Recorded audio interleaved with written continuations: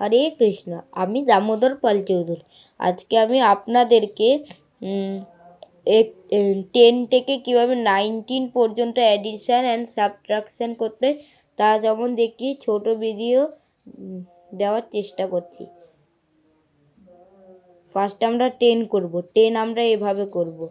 আগের দিন দেখিয়েছিলাম এই রডের ভ্যালু হচ্ছে 1 করে, তাই এই রডকে ওয়ান্স বলা হয়, এটা টেন্স। আমরা 10 এভাবে করব, 11 এইভাবে, 12 এইভাবে, 13 এইভাবে, 14 এইভাবে। তারপর আমরা আবার সুইপ করে নেব বাকিটা দেখানোর জন্য।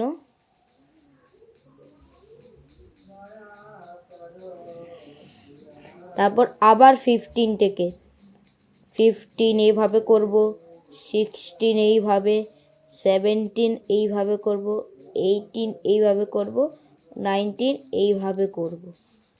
মানে সব কিছুই একই থাকবে, খালি টেন্সের গলে খালি একটা ওয়ান বসবে, খালি এইটুকুই পার্থক্য। তাহলে বুঝতে পেরেছেন তো?